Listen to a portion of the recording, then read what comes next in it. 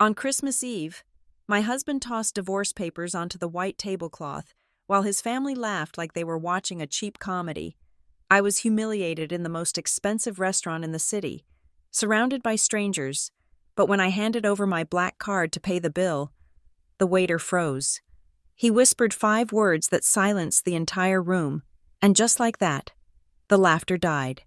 My name is Madeline Kerr, and at 37 years old, I had mastered the art of becoming invisible while sitting in the center of a room. It was a survival mechanism I had honed over 3 years of marriage to Grant Weatherby, a man who treated affection like a finite resource that he was terrified of overspending. We were seated in the private dining suite of the Hawthorne Room, the most ostentatious restaurant in Crown Harbor, a place where the walls were upholstered in velvet and the air smelled of truffle oil and old money. It was Christmas Eve, December 24th, a night that was supposed to be about warmth and family. Instead, the air around our round table was so cold it could have cracked the crystal wine glasses. I adjusted the sleeves of my dress. It was a simple navy sheath I had bought off the rack at a department store. I knew it fit well and looked professional, but against the glittering sequins and custom-tailored silk worn by the Weatherby women, I looked like the help. I kept my hands folded in my lap to hide the fact that my cuticles were dry from working with wood varnish earlier that week, even though I had scrubbed them raw. My mother-in-law, Cynthia, sat across from me. She was a woman who had likely not frowned since 1985 to preserve her forehead. She smiled at me, an expression that did not reach her eyes, which remained as hard as diamonds. "Madeline, dear," Cynthia said, her voice dripping with that terrifying, sugary venom she had perfected. "I was just telling Miles that it is so quaint that you still insisted on wrapping the gifts yourself this year. It is very rustic, like something from a craft fair." The table chuckled. It was a low, synchronized sound, like a polite applause track. "I enjoy it, Cynthia," I said, keeping my voice level. "It feels more personal." Personal. Miles Weatherby, my father-in-law, boomed. He was a large man who took up too much space, both physically and conversationally. He swirled his scotch, the ice clinking against the glass. That is the word for it, in my business. We call that inefficient time management. But I suppose when your time is not billed by the hour, you can afford to waste it on tape and ribbons. More laughter. This time, my husband, Grant, joined in. It was a soft, breathy laugh, devoid of any real humor. He did not look at me. He had not looked at me since we entered the restaurant. His hand was resting on the white tablecloth, his fingers drumming a rhythmic, impatient beat next to his smartphone. He was waiting for something.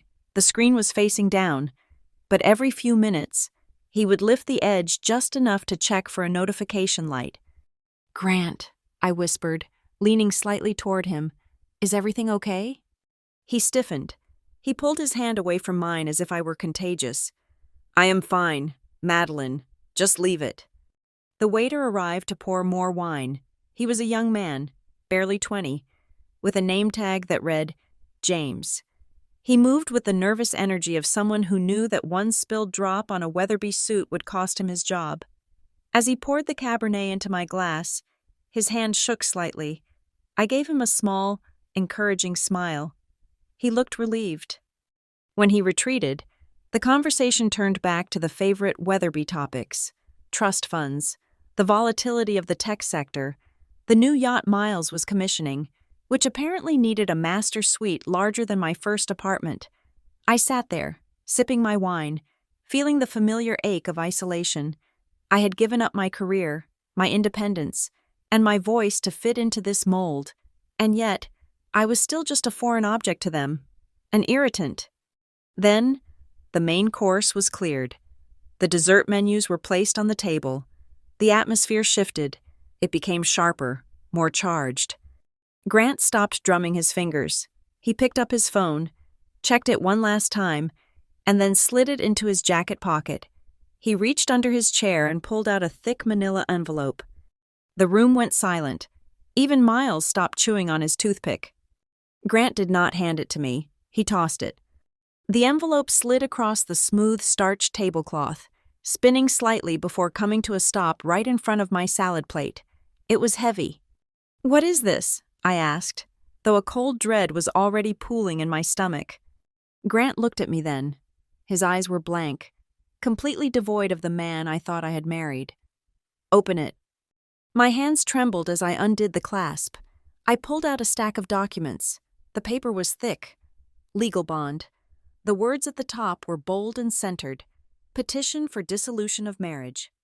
I felt the blood drain from my face.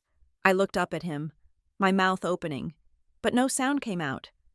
"I signed them this morning," Grant said. His voice was steady, rehearsed. "My lawyer has already drafted the terms. It is generous, considering what you brought into this marriage, which was effectively nothing." "Grant," I choked out, "it is Christmas Eve. We are in public." "I know what day it is," he snapped, his facade of boredom cracking to reveal irritation. "And I wanted to do this with witnesses. I am tired. Madeline, I am tired of the embarrassment." "Embarrassment?" I repeated the word, feeling it slap me across the face. "I have done everything for you. I changed how I dress. I changed how I speak. I stopped working because you said it looked bad for your wife to have calluses on her hands." "And yet," Cynthia interjected, her voice light and airy, "you still never quite managed to look the part. Did you, dear? You always looked like you were playing dress-up in your mother's closet." "It is not just that," Grant said, leaning back in his chair, looking at me with pure disdain. "You are suffocating. You are small. Madeline, your world is small. And frankly, you are holding me back. I have political aspirations now. I need a partner, not a charity case I picked up from a woodshop." Miles slammed his hand on the table, grinning. "Finally. I told you, son. Rip the bandage off. You needed to cut the dead weight before the campaign starts in January." The realization hit me like a physical blow. They all knew. Cynthia knew. Miles knew. The cousins at the other end of the table knew. This entire dinner was not a celebration of the holiday. It was a spectator sport. They had brought me here, to the most expensive restaurant in the city, to watch Grant discard me like a used napkin. "To Grant!" one of the cousins shouted, raising a glass of champagne. "To his freedom!" "Teesh, freedom!" the table roared in unison. They clinked glasses. They drank. They laughed. I sat there. The divorce papers crinkled in my grip. I looked at Grant, really looked at him. I saw the weakness in his jawline that he tried to hide with a beard. I saw the fear in his eyes when his father spoke too loudly. I saw a man who was so hollow he had to fill himself with other people's cruelty to feel substantial. The tears that had threatened to spill suddenly evaporated. The heat in my cheeks cooled. A strange, icy calm settled over me. It started in my chest and spread to my fingertips, steadying the shaking. They expected me to cry. They expected me to cause a scene, to beg, to scream. That is what the girl from the thrift store would do. That is what would validate their superiority. They wanted a show. I folded the papers neatly. I placed them back into the envelope. I clasped it shut and set it down next to my water glass. I took a deep breath, inhaling the scent of roasted duck and betrayal. Then I looked at Grant. "You are right," I said. My voice was not loud, but it cut through their laughter like a razor wire. The table went quiet. They looked at me, expecting the breakdown. "I do not fit here," I continued, my gaze sweeping over Cynthia's frozen smile and Miles's red, bloated face. "I never did, because I was under the impression that family meant loyalty. I see now that for the Weatherbys, family is just another asset class to be liquidated when the market turns." Grant scoffed. "Save the speeches. Madeline, just take the settlement and go. Call an Uber." "I will go," I said. "But first, we need to settle the tab." Miles laughed, a barking sound. "You? You are going to pay? With what? That allowance Grant gives you for groceries? Do not insult us. This dinner costs more than your father made in a year." "I insist," I said. I stood up. My legs felt strong. It is the least I can do. A parting gift. Consider it my contribution to your campaign. Grant. I raised my hand and signaled to James, the young waiter who was hovering in the corner, looking terrified by the scene he had just witnessed. He hurried over, his eyes darting between Grant and me. "Yes, ma'am?" James asked, his voice barely a whisper. "Bring me the check, please," I said clearly. "I am paying for the entire table, everything, the wine, the appetizers, the private room fee, all of it." "Madeline, sit down," Grant hissed, looking around to see if other tables were watching. "You are making a fool of yourself. You cannot afford a bottle of this water, let alone the bill." "Bring it," I commanded, locking eyes with the waiter. James nodded frantically and rushed to the terminal. The table was silent again, but this time it was a silence born of confusion and amusement. They were waiting for the card to be declined. They were waiting for the final humiliation. Miles was already grinning, ready with a quip about my financial incompetence. Cynthia was shaking her head with pity. I reached into my clutch. I bypassed the joint credit card Grant monitored like a hawk. I bypassed the debit card with the meager savings I had scraped together.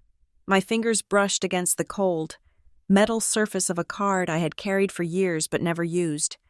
It was heavy, made of anodized titanium. It had no bank logo, no expiration date printed on the front, just a name embossed in silver. I pulled it out. The waiter returned, holding the leather folio with trembling hands.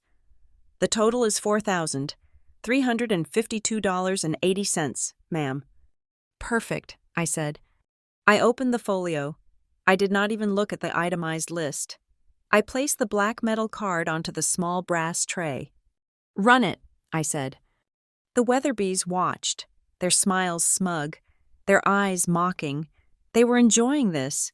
They thought this was the encore to their performance.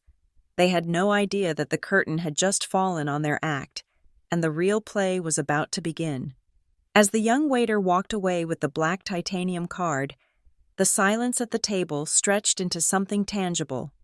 It gave me a moment, a brief and terrible pause, to look at the faces surrounding me. I looked at Grant, at his parents, at the cousins who were barely suppressing their giggles. I wondered, not for the first time, how I had let myself become the punchline to their joke. The contempt in their eyes was not new. It had been the background radiation of my life for the past 3 years.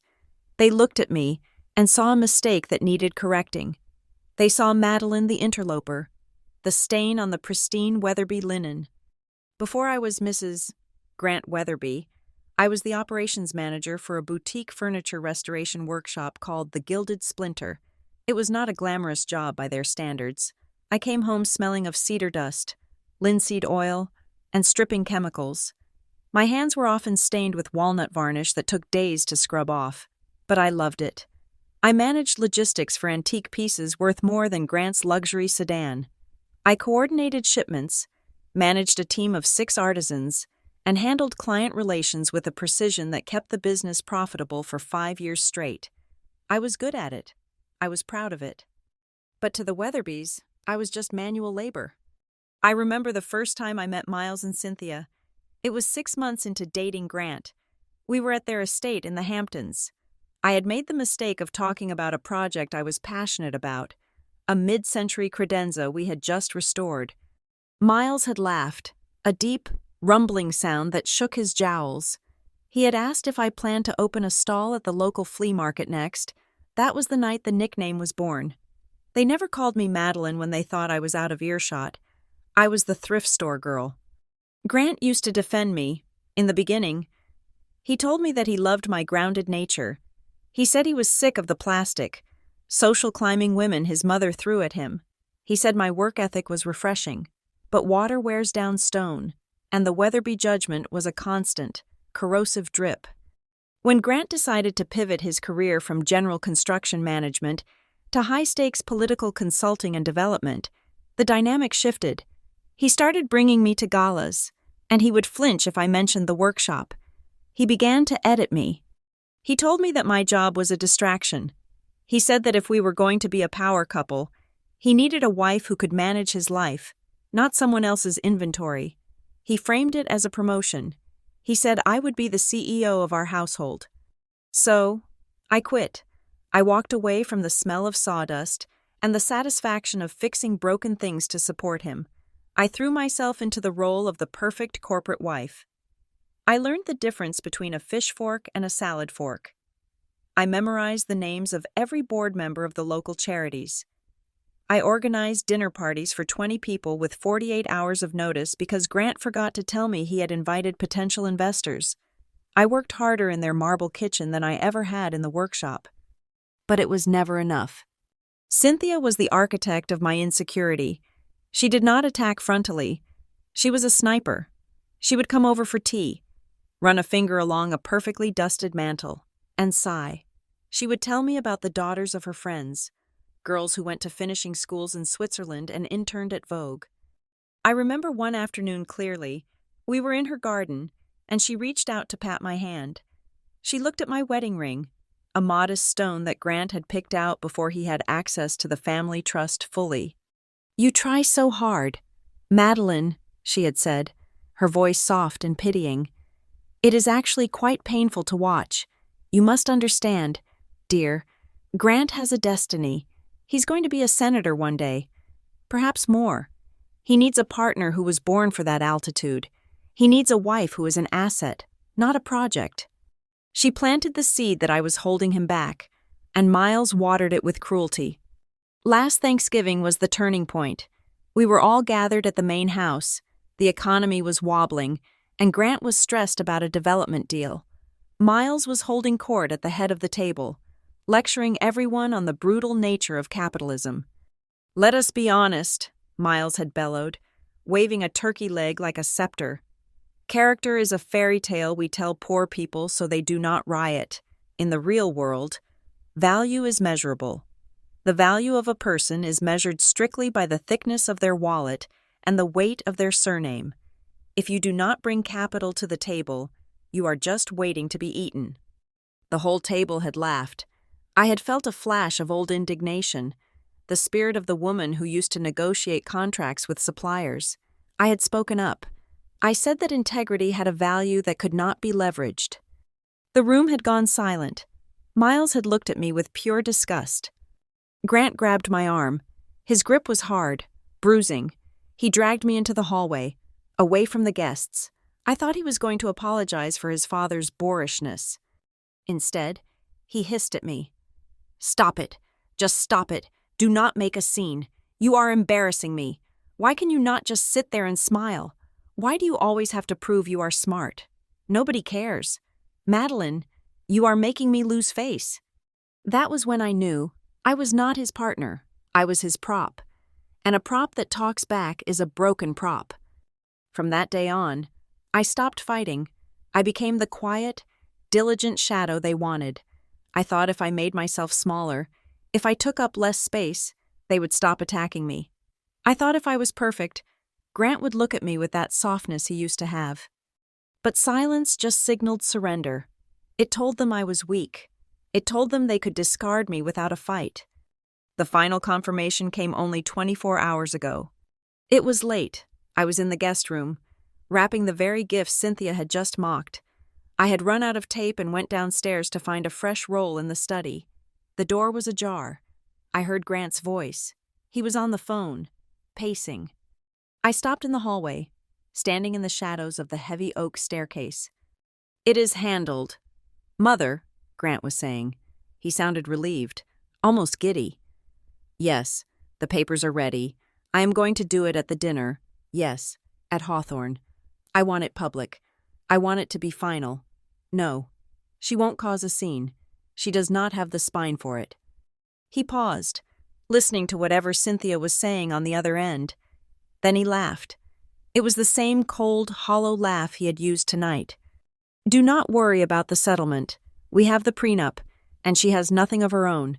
She will go back to whatever dusty hole she crawled out of.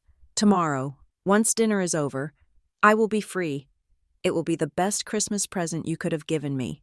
I had stood there, clutching the empty tape dispenser, feeling my heart shatter in my chest. It was not a heat-of-the-moment decision. It was not a marriage falling apart due to drift. It was a conspiracy. My husband and his mother had plotted the end of my marriage as if they were planning a corporate merger. They wanted to execute me socially. They chose Christmas Eve, in the city's most prominent restaurant, to ensure the humiliation was total. They wanted to break me so thoroughly that I would sign whatever they put in front of me just to escape. That was why Grant was tapping his phone all night. He was waiting for the go signal from his mother. That was why Miles was so jovial. He knew the show was about to start. I looked back at Grant across the table. He was sipping his water, looking smug, looking relieved. He thought he had won. He thought he was looking at the thrift store girl who would cry and run away. He had no idea that the woman sitting across from him was not the operations manager of a furniture shop. He had no idea that the silence I had held for the last year was not weakness. It was the quiet accumulation of evidence. It was the calm before a reckoning. They despised me because they thought I was nothing. They were about to learn that nothing is more dangerous than a person who has been hollowed out, because that person has nothing left to lose and everything to prove. I watched the waiter, James, coming back toward the table. He was walking with a purpose now. Behind him, the restaurant manager was following. The play was over. The reality was about to crash into the Weatherby fantasy like a freight train, and for the first time in 3 years, I did not feel small. I felt absolutely massive. The metal of the card was cooling against my palm. A stark contrast to the burning humiliation that had just washed over me. As I waited for the manager to arrive, the sounds of the restaurant, the clinking of silverware, the low hum of conversation, the jagged laughter of my husband's family, seemed to recede. In that vacuum of sound, my mind did not go to the divorce papers sitting on the tablecloth.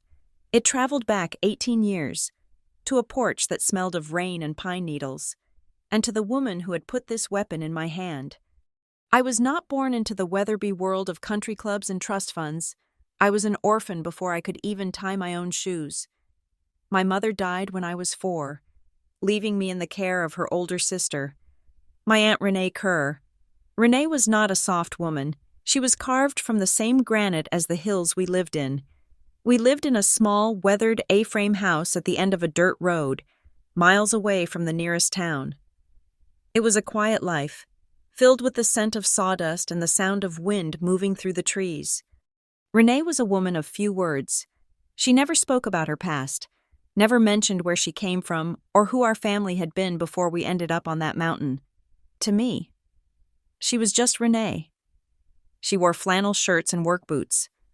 She spent her days restoring old furniture in the barn she had converted into a workshop. She taught me that wood had a memory, that if you treated it right, you could bring the life back into it. She taught me to be self-sufficient, to never rely on a man to fix a leak or pay a bill. But there was always a strange gravity around her. Sometimes, I would catch her staring out the window at the long driveway, her expression unreadable, as if she were waiting for a ghost. It was my 19th birthday when she gave me the card. I was packing my bags, preparing to leave the mountain for the state university on a partial scholarship.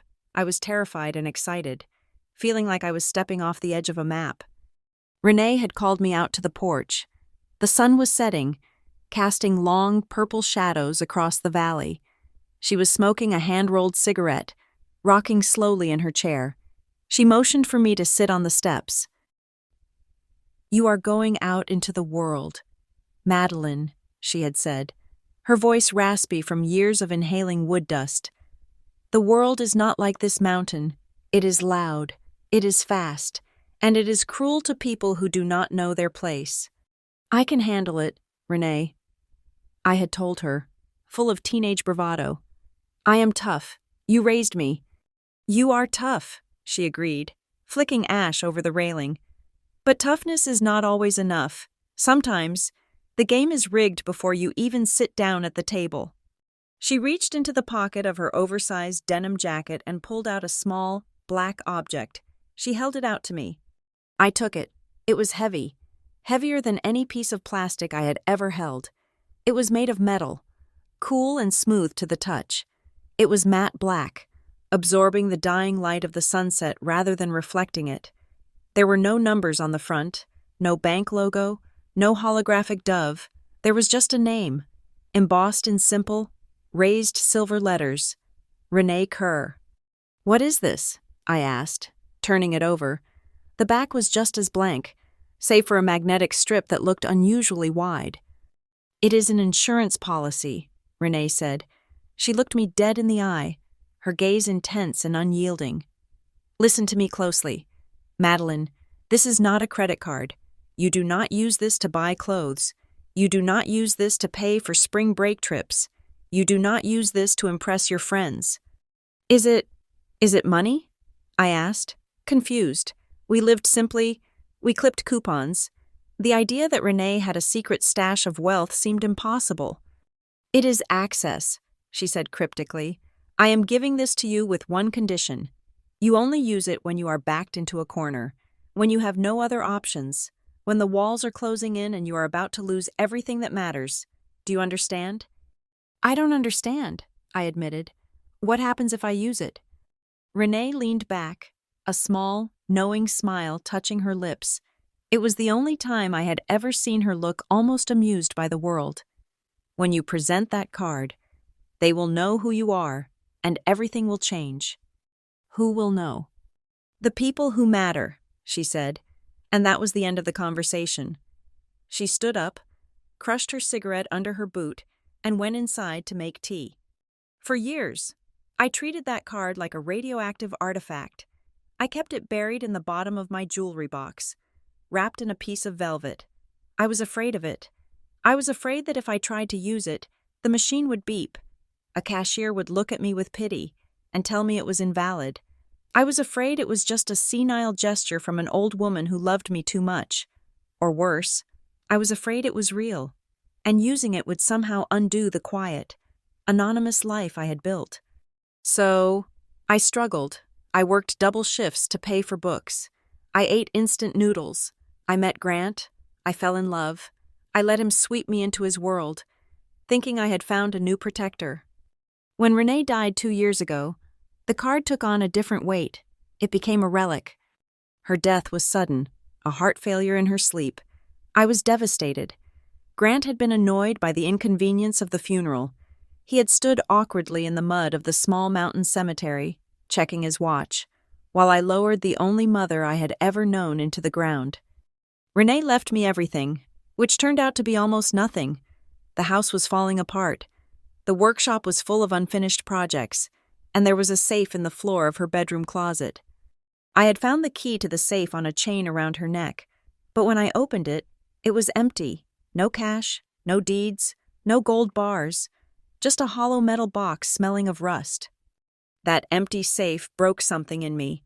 It confirmed my deepest fear, that I was truly alone. I had no safety net. I had no hidden inheritance. I was just Madeline, the girl from the hills, who had lucked into a marriage with a rich man. It made me desperate to hold on to Grant. It made me tolerate Cynthia's insults and Miles's bullying. I convinced myself that if I lost Grant, I would be back in that drafty cabin, eating beans and talking to ghosts. I kept the card in my wallet after the funeral, purely out of sentiment. It was a piece of her, a heavy metal reminder of the woman who had tried to protect me. I never once thought to call a bank or investigate the name. In my mind, Renee Kerr was just a carpenter. The card was probably a novelty, or part of some defunct club she had joined in the 70s. But tonight, sitting in the Hawthorne room, watching Grant smirk as he destroyed my life, something shifted. When Grant threw those divorce papers at me, he didn't just end our marriage. He backed me into the corner Renee had predicted 18 years ago. He stripped me of my dignity. He tried to erase my future. He and his family were laughing because they thought I was powerless. They thought I was the poor orphan with the empty safe. The memory of Renee's voice rang in my ears, clearer than the clatter of the restaurant. Only use it when you are backed into a corner. I looked down at the card on the brass tray. It looked alien against the white tablecloth, a black hole absorbing the room's pretension. I realized then that I had been wrong about Renee. She wasn't just a carpenter. You don't get a card made of titanium for fixing chairs. You don't tell your niece that they will know who you are, unless you are someone worth knowing. My heart hammered against my ribs, not with fear, but with a sudden, electric anticipation. I had spent my entire adult life trying to be Mrs. Grant Weatherby. I had tried to be the perfect wife, the perfect daughter-in-law, the perfect non-entity, and all it had gotten me was a public execution on Christmas Eve. I was done being Madeline Weatherby. I took a breath and sat up straighter. I was Madeline Kerr. I was the daughter of the woman who had handed me this card and told me to wait for the right moment. The moment was now. I watched the manager, Mr. Halden, approaching the table. He was walking briskly, his face pale, his eyes wide. He wasn't looking at Grant. He wasn't looking at Miles. He was looking at me. And for the first time in my life, I wasn't afraid of what was going to happen next.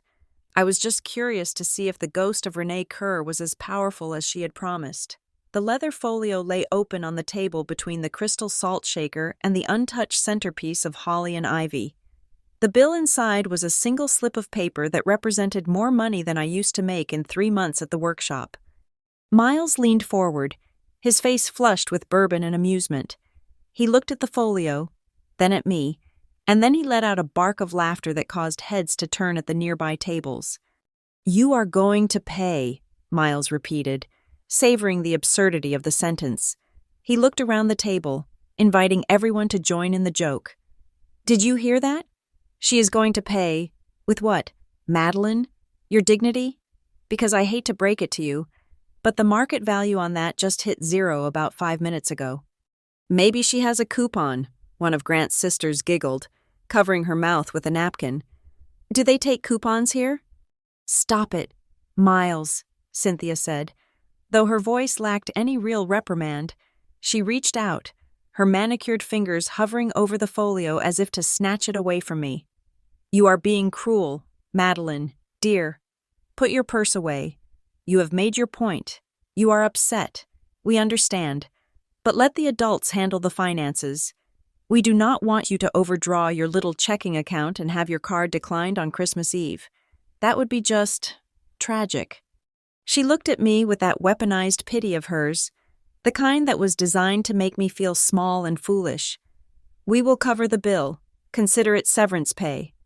"I do not want your severance," I said, my voice cutting through the noise. "And I do not want your pity." Grant groaned, rubbing his temples. He looked at me not with anger, but with profound exhaustion, as if my very existence was a chore he had finally completed. "Madeline, please, do not make this harder than it needs to be. You are embarrassing yourself. You are embarrassing me. Just stand up, walk out the door, and let us salvage the rest of the night. You have done enough damage." "I am not leaving until the bill is settled," I said. At the far end of the table, Grant's younger cousin, a 22-year-old named Tyler, who spent more time on TikTok than he did in the real world, had his phone raised. The camera lens was pointed directly at my face. I could see the red ring of the recording light.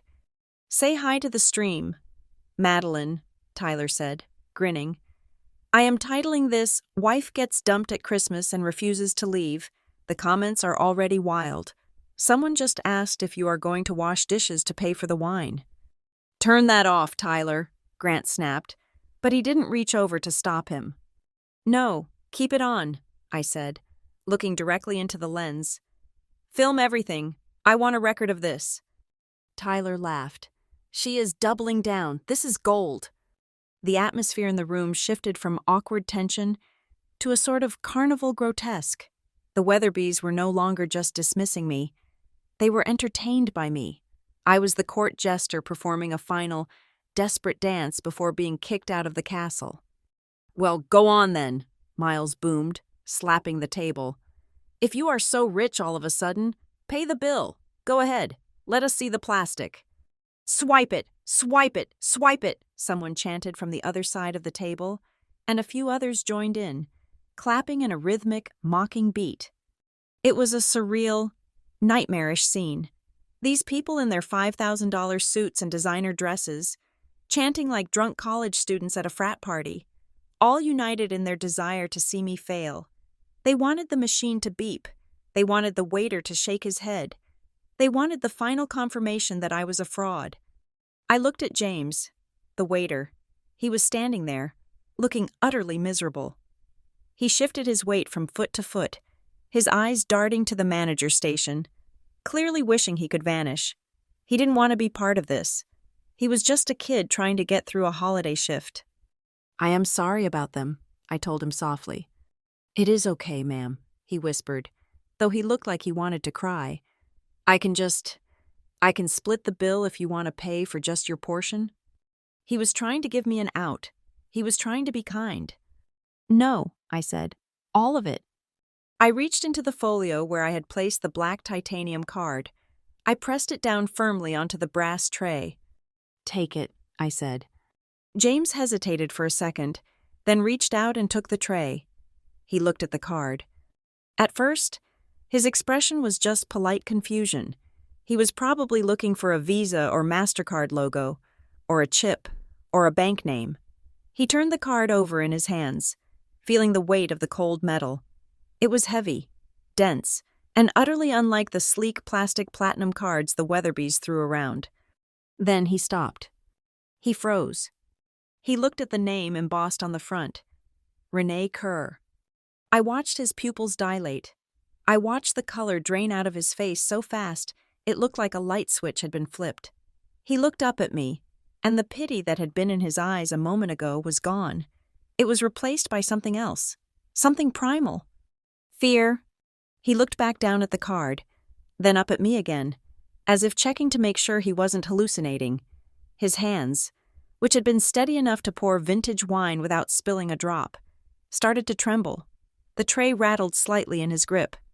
"Is there a problem?" Miles jeered, leaning back in his chair with a satisfied smirk. "Declined already? That was a record. Did the magnetic strip wear out from lack of use?" "Maybe it is a library card," Tyler shouted to his phone. "She is trying to check out the dinner like a book." The table roared with laughter again. Grant shook his head, reaching for his own wallet. "All right, that is enough. James, bring the card back. I will put it on my Amex. Madeline, get out." But James didn't move toward Grant. He didn't even look at Grant. He was staring at me with an intensity that made the hair on the back of my neck stand up. He swallowed hard, his Adam's apple bobbing in his throat. "Ma'am," James said. His voice was breathless, barely audible over the laughter of my in-laws. I need to..." He didn't finish the sentence. He clamped the folio shut with both hands, holding it against his chest like it contained a live grenade. "I will be right back," he stammered. And then, he didn't just walk away, he bolted. He walked fast, his strides long and urgent, weaving through the tables toward the back of the restaurant where the management offices were located. He didn't stop to check on other tables. He didn't make eye contact with anyone else. He moved with the singular focus of someone who had just realized there was a fire in the building, and he was the only one who smelled smoke. "Hey," Miles shouted after him. "Where are you going with that? We are not done here." But James was already gone, disappearing behind the heavy velvet curtains that separated the dining floor from the inner sanctum of the staff.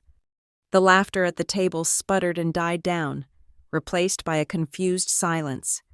"What was that about?" Cynthia asked, frowning. "Why did he run off like that?"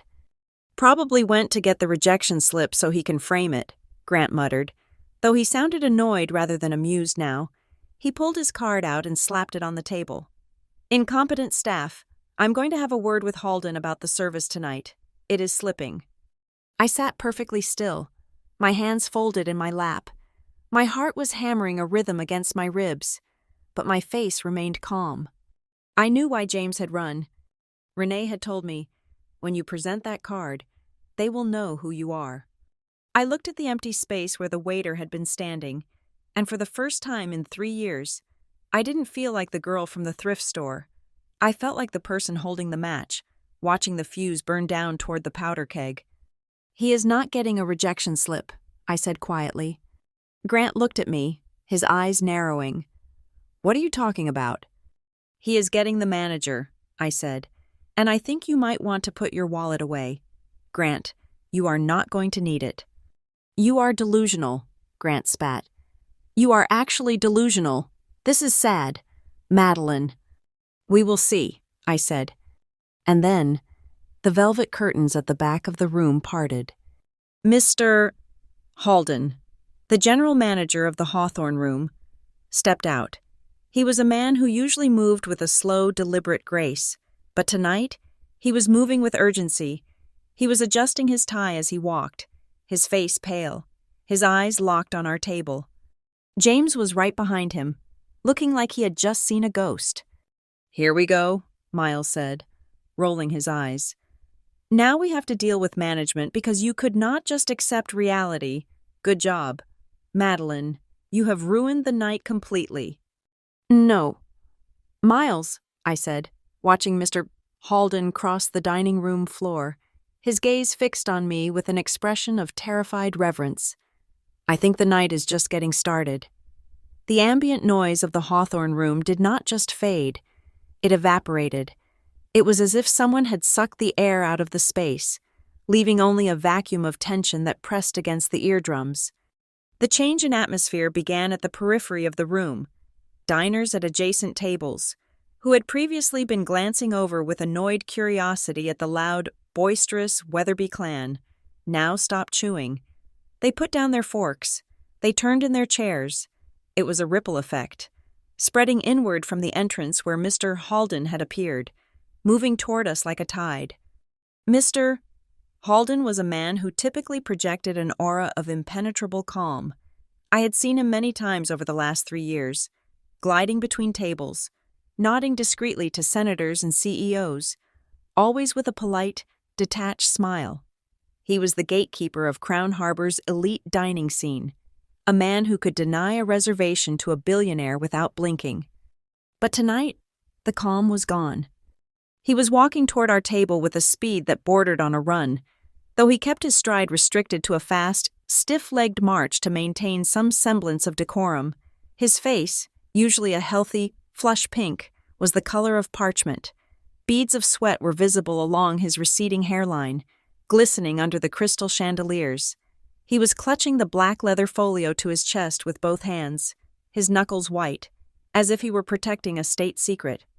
Behind him, James the waiter trailed like a shadow, his head bowed, looking as though he expected to be fired, or executed, at any moment. The laughter at our table died a ragged death. Miles was the last to stop, his chortle turning into a wet cough as he realized no one else was joining him. He looked around, confused, his eyes glassy with scotch. "What is this?" Miles grumbled, wiping his mouth with a linen napkin. "Is he bringing security? Did your little card bounce so hard it set off an alarm, Madeline?" I did not answer. I did not look at Miles. I kept my eyes locked on Mr. Halden. The general manager reached our table. He did not stop at the head of the table where Miles sat. As was custom, he did not stop at Grant's side to apologize for the interruption. He walked past them as if they were furniture. He navigated around the back of Cynthia's chair, ignoring her expectant smile, and came to a halt directly in front of me. The silence at the table was now absolute. Even Tyler had lowered his phone, though the recording light was still blinking, capturing the scene from a low angle. Mr. Halden took a breath. It was a shaky, ragged inhale. He bowed. It wasn't a polite nod. It was a deep, formal bow, bending at the waist, a gesture of deference I had never seen him perform for anyone, not even the mayor. "Ms. Kerr," he said. The name hung in the air, sharp and foreign. Grant jerked in his seat as if he had been electrocuted. "Excuse me?" he snapped, his voice cracking slightly. "Her name is Mrs. Weatherby, and we are in the middle of a private dinner. Halden, if there is an issue with payment, speak to me." Mr. Halden did not turn his head. He did not acknowledge Grant's voice. He remained focused entirely on me, his eyes wide and filled with a frantic, desperate intensity. "Ms. Kerr," he repeated, his voice trembling with a mixture of awe and terror.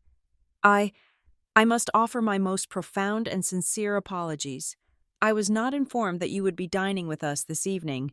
Had I known, had anyone on my staff known, we would have initiated the proper protocols immediately. Protocols? Cynthia echoed, her voice shrill. What on earth are you talking about? She is just my daughter-in-law. Or she was. Please, Halden said, his voice dropping to a hush that was somehow louder than a scream in the silent room. He extended the leather folio toward me with 2 hands, offering it back like a sacred text. I beg your forgiveness for the wait. We had to be certain.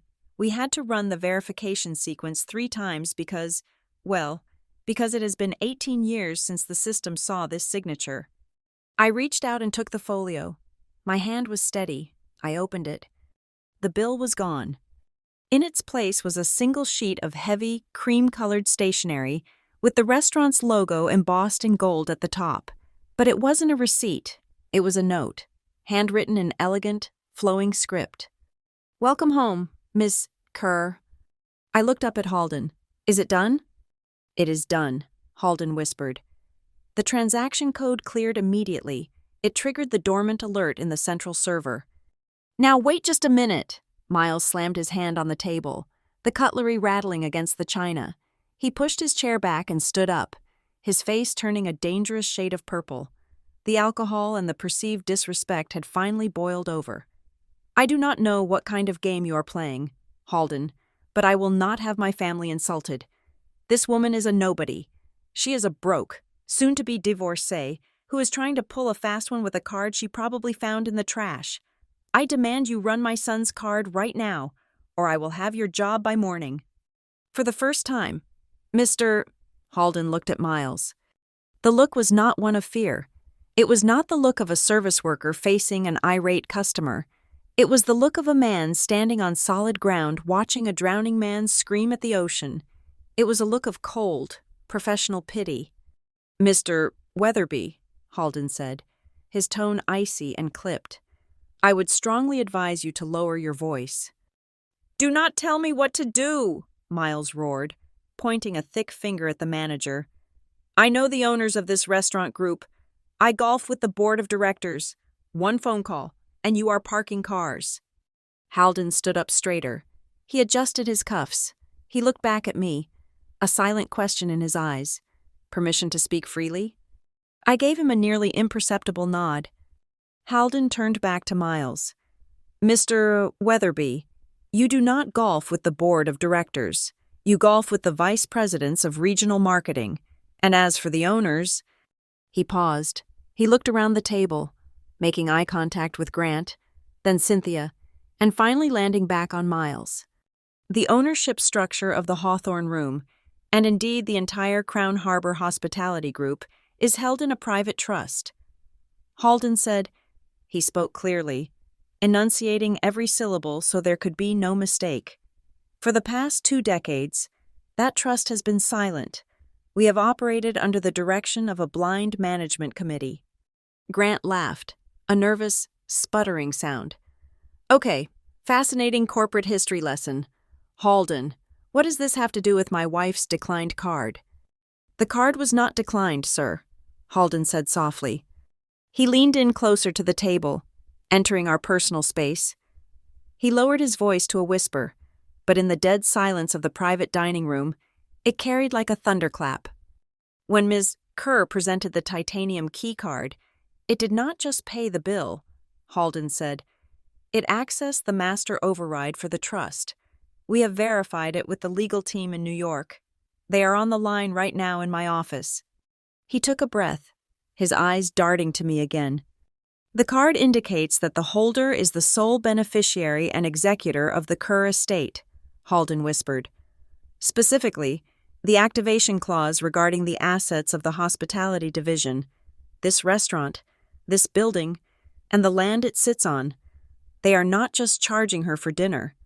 He paused for a dramatic beat, letting the words hang there. They are reporting to her.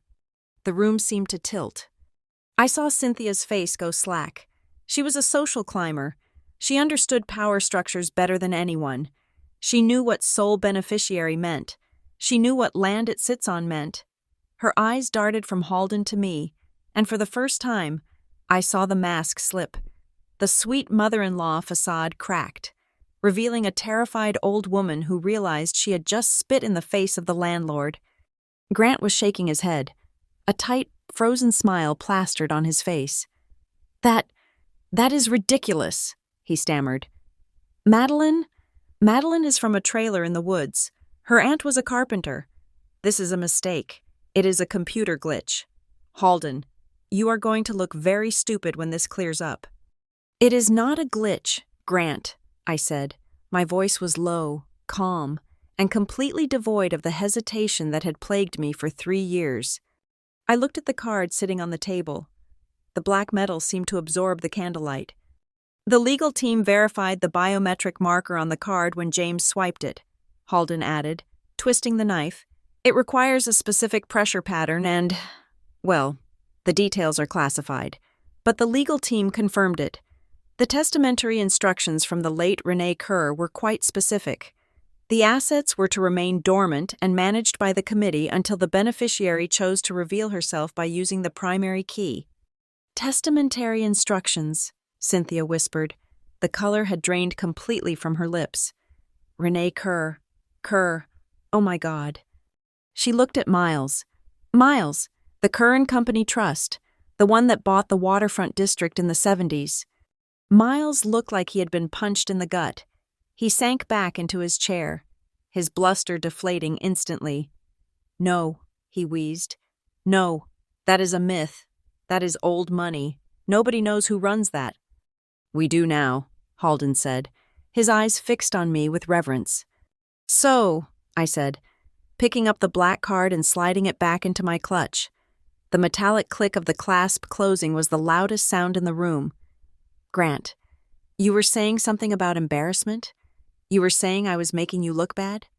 Grant opened his mouth, but no words came out. He looked at the divorce papers still sitting on the table, the papers he had thrown at me 10 minutes ago, the papers that cited irreconcilable differences in social standing. He looked at me, really looked at me, and saw the stranger sitting across from him. He didn't see the wife he could bully. He saw a woman who could buy and sell his entire existence before dessert was served. "It is a misunderstanding," Grant choked out, his voice thin and reedy. He reached out a hand toward me, his fingers trembling. "Madeline, baby, obviously we did not know." "You did not know," I repeated. "That is the point, isn't it?" I turned to Mr. Halden. "Mr. Halden, thank you for clarifying the situation. I apologize for the disruption to the other guests." "Not at all, Ms. Kerr," Halden said, bowing again. "The restaurant is yours, literally. How would you like us to proceed?" I looked around the table at the Weatherbys, at Miles, sweating through his expensive suit, at Cynthia, looking like she was about to faint, at Tyler, whose mouth was hanging open, his phone still recording the live stream that was undoubtedly blowing up with the greatest plot twist of the year. "Proceed?" I asked, a small, cold smile touching my lips. "Well, I believe we were just discussing the bill, and since I am apparently the host now, I think it is time we reviewed the guest list." The fear in the room was palpable. It smelled sharper than the expensive wine. It smelled like consequences, and for the Weatherbys, that was a scent they had never smelled before. Mr. Halden did not step back. He remained standing at attention, his posture rigid, as if he were a soldier reporting to a general. The folio was still open in his hands, displaying the creamy stationery that had effectively rewritten the laws of physics in the private dining room. "I feel it is important to clarify the full extent of the situation, Ms. Kerr," Halden said. His voice was steady, professional, but underneath it hummed the vibration of someone who knew they were witnessing history. "The Kerr and Company Hospitality Trust is not merely the parent company of the Hawthorne Room. It is a holding entity, a very large, very private, and until tonight, very silent entity." He turned slightly to address the table at large, though his demeanor suggested he was merely reciting facts for the record rather than engaging with them. The trust holds the controlling interest in 12 luxury hotels across the tri-state area. Halden listed, counting slightly on his fingers. It owns the freehold on the Marina District. It possesses the majority stake in the Crown Harbor Convention Center. And, of course, it retains the underlying land rights to several commercial blocks downtown, including the one we are currently sitting in.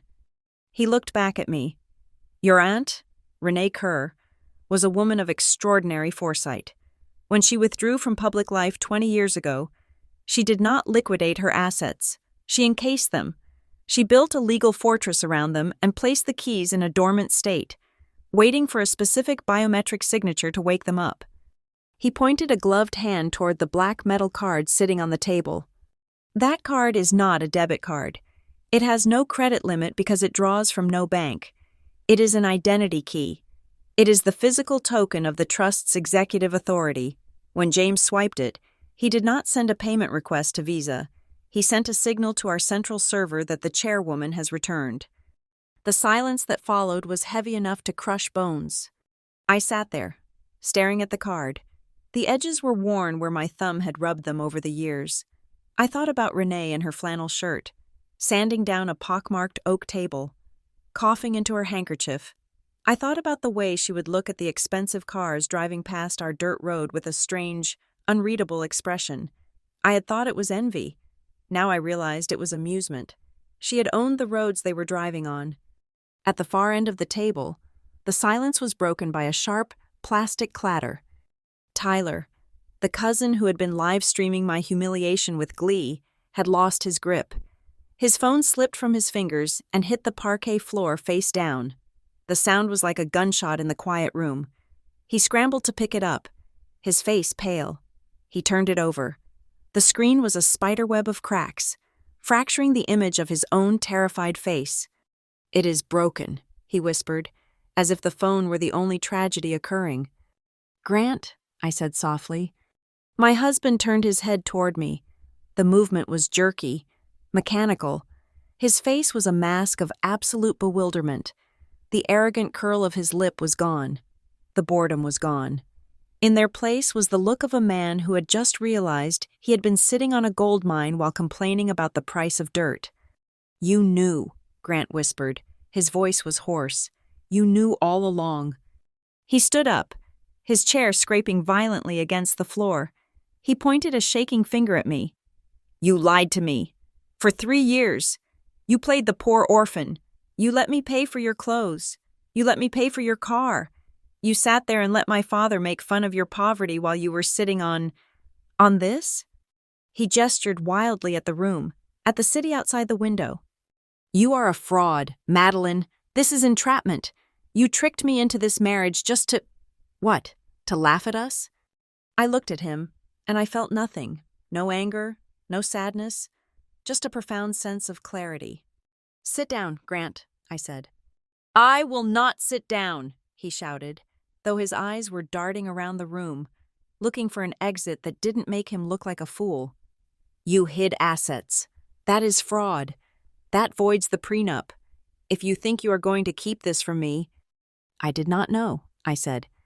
My voice was not loud, but it stopped him. "I did not know," I repeated, looking directly into his eyes. "Renee never told me. She gave me the card and told me to use it only when I had nothing left to lose. She lived in a cabin. She drove a truck that was held together by rust and prayer. She died in a county hospital because she refused to go to a private clinic." I picked up the black card, feeling the cool metal against my skin. "She wanted to know that I could survive without the money," I said, more to myself than to him. "She wanted to know that I could build a life with my own hands, and she wanted to see who would stand by me when I had nothing to offer them but myself." I looked at the Weatherbys. "And now I know." Cynthia let out a high, breathy sound, like a balloon losing air. She pressed a hand to her chest, her diamond rings catching the light. The transformation was instantaneous. The sneer she had worn all night vanished, replaced by a wide, trembling smile that was terrified in its intensity. "Oh, Madeline," Cynthia gushed, her voice pitching up an octave. "Oh, you poor, sweet thing. Of course you did not know. How overwhelming this must be for you. A shock, truly. She stood up and moved toward me, her arms outstretched as if she were going to embrace me. "But we are here for you, darling," she said, ignoring the way Mr. Halden stepped slightly in between us, blocking her path. "We are family. Family helps each other navigate these things. We always knew there was something special about you, didn't we? Miles, I always told you, Grant, that Madeline had a certain nobility about her, a grace." "A grace," Grant repeated, seizing the lifeline his mother had thrown him. Yes, exactly, Madeline. Look, I was angry before. The stress of the campaign. It gets to me. But you know I love you. The divorce papers. That was just... It was a cry for help. I felt like we were drifting apart. And I did panic. I watched them dance. It was fascinating, in a grotesque way.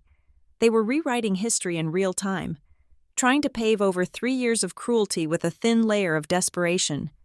"You always liked me?" I asked Cynthia. "Loved you," she corrected, her smile wavering at the corners. "Like a daughter." "Funny," I said, "because 10 minutes ago, I was the thrift store girl. 10 minutes ago, I was an embarrassment. 10 minutes ago, my lack of pedigree was a stain on Grant's political future." "Oh, jokes," Cynthia laughed, waving a hand dismissively. "You know the Weatherby sense of humor. Dear, we are dry, we are sarcastic, we never meant it." "I see," I said. "So when Miles said my value was 0, that was a joke?" I turned to Miles. The patriarch of the Weatherby clan was sitting heavily in his chair. He was not joining in the rehabilitation efforts. He was staring at the tablecloth, his face ashen. He was a man who understood leverage, and he knew exactly where the fulcrum was currently placed. "Miles?" I asked. "Was it a joke?" Miles looked up. His eyes were bloodshot. He looked at Mr. Halden, who was standing beside me like a Praetorian guard. He looked at the card. "Kerr and Company," Miles muttered. "My father used to talk about the Kerr Trust. He said they owned the water rights to the whole valley. He said they were ghosts." He looked at me, and his hands, resting on the table, began to shake. It was a subtle tremor at first, rattling the silverware, but it grew until he had to clasp them together to stop it. "It is not possible," Miles whispered. You are a nobody. You fix chairs." "I fix things," I corrected him. "Renee taught me that. Sometimes you have to strip away the rot to find the good wood underneath, and sometimes you find that the rot goes all the way through." "Mr. Halden," I said, turning away from Miles. "What implies ownership of the building we are sitting in? Does that mean I have access to the security logs?" "You have access to everything, Ms. Kerr," Halden replied immediately. "Security footage, reservation histories, audio logs from the private suites. The system records everything for liability purposes. As the owner, the data belongs to you." Grant's face went from pale to a sickly shade of gray. "Audio logs?" Grant squeaked. "Yes," I said. "I imagine the footage of tonight's dinner will be very interesting, especially the part where you threw divorce papers at your wife on Christmas Eve and your family toasted to my misery. I wonder how that would play with the focus groups for your campaign." "Madeline," Grant said, his voice dropping to a beg. "You cannot. That is private." "Is it?" I asked. "You wanted a public divorce, Grant. You chose the most popular restaurant in town. You let Tyler live stream it. You wanted an audience." I leaned forward, resting my elbows on the table, mirroring the posture Miles had used to intimidate me earlier. "You wanted everyone to see who I really was," I said. "Well, congratulations. They are looking—" Cynthia let out a sob, but it wasn't the fake, theatrical cry she used to manipulate Grant. It was a real sound of distress. She looked at the guests at the other tables, who were now openly staring, whispering, pointing. She looked at the waiters who were whispering in the corners. She realized the narrative had flipped. The story wasn't Grant Weatherby dumps his loser wife. The story was the Weatherbys bullied the secret owner of the city, and she has receipts. "Please," Cynthia whispered, Madeline, we can fix this. You are right, I said. We can fix this. I turned to Halden. Is there a protocol for removing disruptive guests who harass the ownership? Halden's face remained impassive, but I saw a glint of profound satisfaction in his eyes. There is, Ms. Kerr, he said. Clause 14 of the House rules. Zero tolerance for abuse of staff or management. Immediate ejection and a lifetime ban from all properties held by the trust. All properties? I asked. All 12 hotels, the marina, the convention center, and the 3 associated country clubs, Halden clarified. Miles made a choking sound. The country clubs? I am the treasurer of the Bayside Club. You cannot ban me from my own club. Actually, Halden said, the Bayside Club leases its land from Kerr and Company. The lease agreement gives the landowner final veto power over membership. So yes, Mr. Weatherby, she can eat. I looked at them. The food on the table was cold. The wine was warm. The Weatherbys were ruined, and I hadn't even raised my voice. I am not going to ban you, I said. They all exhaled at once. Grant slumped in his chair. Thank God. Madeline, thank you. I knew you were reasonable. I knew. I am not going to ban you yet, I interrupted. Because we have business to discuss, and I prefer to do business on a full stomach. Mr. Halden, please bring the dessert menu. I believe my husband and his family will be staying a little longer. We have a contract to renegotiate. I tapped the divorce papers with my fingernail. After all, I said, smiling at Grant with ice in my veins, you did say you wanted a dissolution. I think we should give you exactly what you asked for. I reached out and picked up the manila envelope that Grant had tossed at me less than an hour ago. The paper felt heavy, but it no longer carried the weight of doom. Now, it felt like a weapon I had just finished loading. I slid the documents out, smoothing the creases where Grant's grip had crinkled the pages. I looked at Miles. The older man was dabbing his forehead with a napkin, his eyes darting nervously between me and Mr. Halden. Do you remember 3 years ago? Miles, I asked, my voice calm and conversational. Do you remember the afternoon you sat me down in your study, 3 days before the wedding? Miles blinked, caught off guard by the shift in topic. I do not see how that is relevant. You presented me with a prenuptial agreement, I reminded him. You told me it was standard procedure for a family of significant means. You said it was non-negotiable. You brought in your own shark of a lawyer, a man who charged $800 an hour, to explain to me that I was bringing 0 assets into the marriage, and therefore I should leave with 0 assets if it ended. It was standard protection, Miles blustered, though his voice lacked its usual thunder. We had to protect the Weatherby estate. You had nothing. I signed it without reading it, I said, because I trusted Grant, and because I didn't care about your money, but you insisted on reading every clause out loud to me. You wanted to make sure I understood my place. I turned the page of the divorce petition Grant had just served me. Do you remember Clause 7, Paragraph B? I asked. Miles frowned. I cannot recall every clause of every contract I have ever commissioned. I can, I said, because your lawyer made a point of laughing about it. It was the reputation and good faith clause. You insisted on it. It states that if either party files for divorce based on reasons of public image, social standing, or external family pressure, essentially, if one party dumps the other just to look good to their donors or parents, that filing party forfeits all rights to spousal support, asset division, and legal fee reimbursement.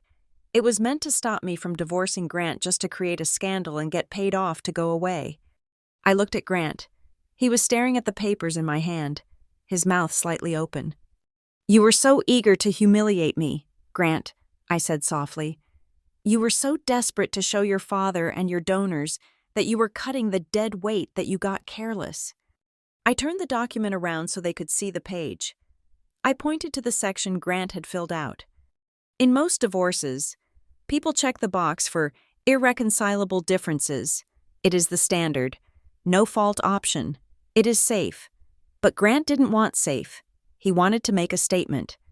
He had checked the box marked, Other, and on the lines below, in his own handwriting, he had written, fundamental incompatibility regarding social status and brand alignment. Irreparable damage to the petitioner's professional standing caused by the respondent's inability to adapt. You put it in writing, I said.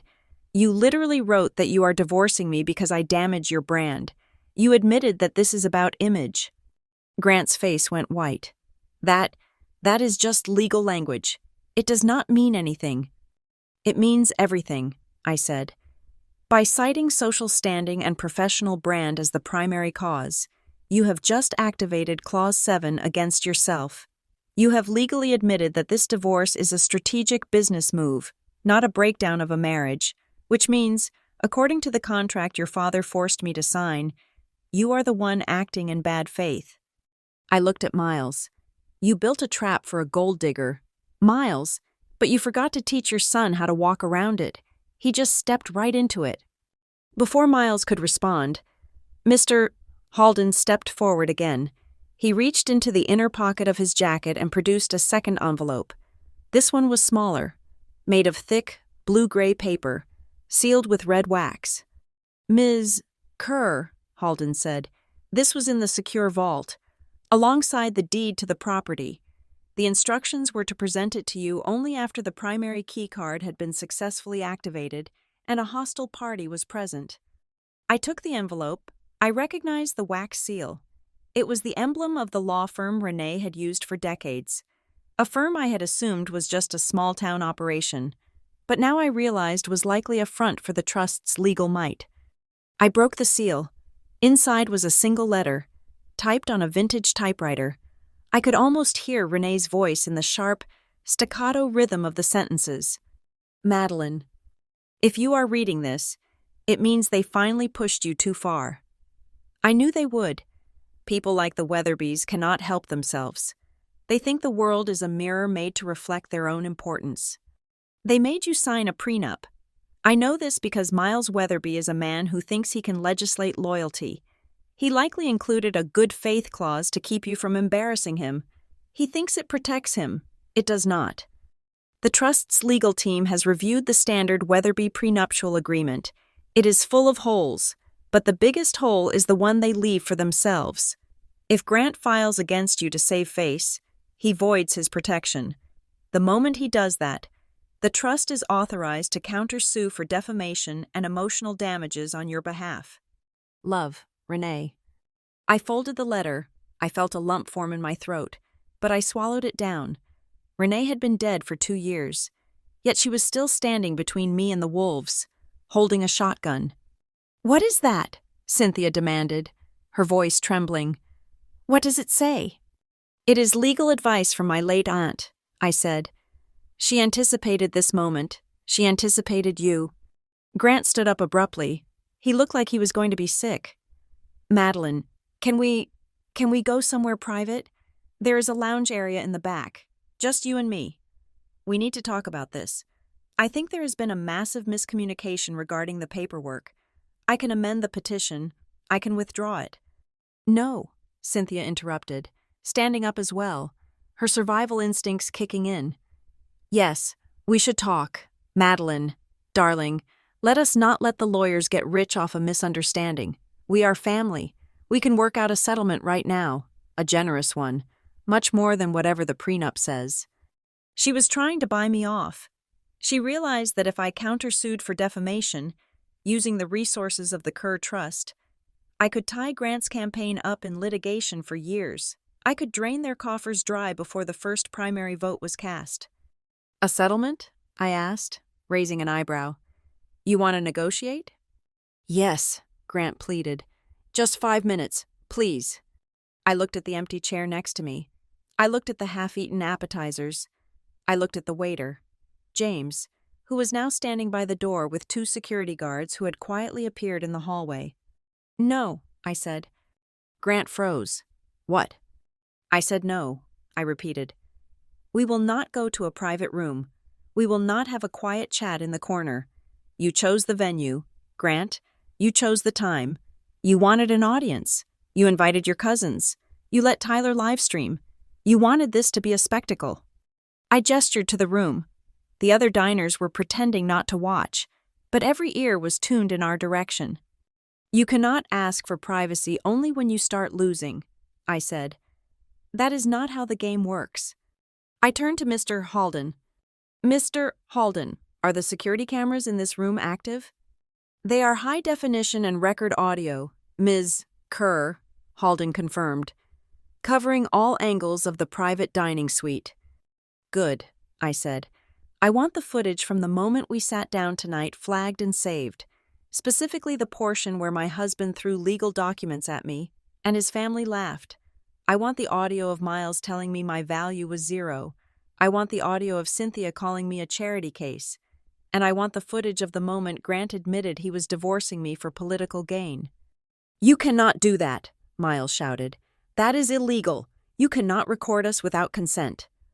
Actually, Halden interjected smoothly, by entering the Hawthorne room, all guests consent to video and audio surveillance for security and quality assurance purposes. It is clearly stated on the plaque by the entrance, and as the owner of the footage, Ms. Kerr is free to use it for internal review or legal defense. Seal the data, I ordered. Create 3 backups, one for the trust's archives, one for my personal records, and one to be sent directly to the law firm representing the Kerr estate. I want a chain of custody established immediately. If that footage is lost, deleted, or corrupted, I will hold the management team personally responsible. It is already done, Ms. Kerr, Halden said. I have locked the server access from my tablet. No one can delete those files without your biometric authorization. Grant sank back into his chair. He put his head in his hands. He knew what that footage meant. It wasn't just evidence for a divorce court. If that video leaked, a video of a candidate for public office and his wealthy family bullying a poor wife on Christmas Eve, his political career would be over before it started. The internet would eat him alive. You are going to blackmail me, Grant whispered into his hands. I am not blackmailing you, I said. I am just keeping the receipts. You like business terms, right, Grant? Think of it as an insurance policy. I am protecting my brand. Cynthia looked at me with pure hatred. The mask was gone completely now.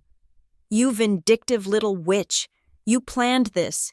You waited until tonight. I did not plan anything, I said coldly. I came here expecting a Christmas dinner. I came here with a gift for you in my bag. A scarf I knitted myself. You would have hated it, of course. You would have laughed at it later. But I brought it because I was trying to be your family. I reached into my bag and pulled out the small, wrapped box I had mentioned. I placed it on the table next to the divorce papers. I did not destroy this family. Cynthia, I said. You did. You spent 3 years chipping away at the foundation, and now you are surprised that the roof is falling on your head. I stood up. Mr. Halden, I said, I believe I am done with my meal, but my guests seem to be in distress. Please ensure they are comfortable. I will be in the manager's office reviewing the asset portfolio. Wait, Grant scrambled up, grabbing my wrist. Madeline, you cannot just walk away. What happens now? Are we divorced? Are we married? What are you going to do? I looked down at his hand on my wrist. He flinched and let go as if he had touched a hot stove. We are exactly what you said we were, Grant, I said. Incompatible. I turned and began to walk away, the sound of my heels clicking on the parquet floor echoing in the silence. But Grant, I called back over my shoulder, pausing just before I reached the velvet curtains. You might want to call your lawyer. Tell him he needs to rewrite his petition, and tell him that this time, he is not fighting the girl from the thrift store. He is fighting the landlord. I walked through the curtains, leaving the Weatherbys sitting in the ruins of their own arrogance, trapped in a restaurant they couldn't afford, owned by the woman they had just discarded. I did not make it far past the velvet curtains. I had barely taken 5 steps toward the manager's office when I heard the frantic scrambling of chairs and the heavy thud of footsteps behind me. It was the sound of desperate people realizing that their lifeboat was sailing away while they were still standing on the deck of a sinking ship. Madeline, wait, just stop for 1 second. It was Grant. He caught up to me in the corridor, breathless, his face flushed with a mixture of panic and lingering arrogance. He reached out to grab my arm again, but this time, the two security guards who had been flanking the entrance stepped forward. They did not touch him, but their presence was a wall of muscle and dark wool that forced him to skid to a halt. "We need to talk business," Grant panted, adjusting his tie as if that would somehow restore his dignity. "If you are the owner, or whatever this is, then we are partners, in a way, right?" I turned slowly. Mr. Halden was standing right beside me, holding a tablet he had retrieved from the maitre d' station. His screen was glowing with a stream of data that I now understood was the pulse of the city. "Partners?" I asked, looking at Grant with genuine curiosity. "In what sense? Grant? I own the asset. You are a customer who just tried to default on a bill. That is not a partnership. That is a liability." "I am not a liability," Grant snapped, his old defensiveness flaring up. "I have my own capital. I have the Weatherby Lux Auto Lounge project launching next month. We have investors lined up. We are going to be the premier luxury car storage facility on the coast. I do not need your trust fund to be successful." I looked at him, and I almost felt sorry for him. Almost. The Lux Auto Lounge was Grant's pet project, a concept he had been talking about for 2 years. It was supposed to be a high-end club where rich men parked their Ferraris and drank scotch. He had spent thousands on branding, logos, and architectural renderings, but I knew the truth. I knew he was struggling to close the initial round of funding because the banks were skeptical of his business plan. "The Auto Lounge," I said thoughtfully, "that is the project on the waterfront, correct? The old warehouse district?" "Yes," Grant said, puffing out his chest. "Prime location. We break ground in February." "Mr. Halden cleared his throat. It was a polite, devastating sound. "Actually, Mr. Weatherby," Halden said, tapping his tablet screen, "I believe there is a slight complication with that." "What complication?" Grant demanded. Halden angled the tablet so I could see it, though he spoke to Grant. "I was just reviewing the localized asset map for Ms. Kerr. It appears that the warehouse district was acquired by the Kerr Trust in 1998. The lease for the property you are intending to develop. Well, it was a provisional hold pending capital verification, and since the trust has just reactivated its audit protocols..." Halden looked at me. "The system has automatically flagged the Weatherby application as high risk due to the principal applicant's current legal instability." Grant's jaw dropped. You own the land? The land for the lounge?" "Renee bought it to stop a chemical plant from being built there," I said, remembering a vague story from my childhood about Aunt Renee fighting the city council. "She hated the smell of sulfur. I guess she forgot to sell it." "You cannot pull the land," Grant stammered, the color draining from his face. "My investors, they are contingent on that location. If I lose the site, I lose the funding. The whole project collapses." "Then I suppose you should not have filed a divorce petition stating that your wife was bad for your business image," I said, "because it seems, Grant, that I am your business image."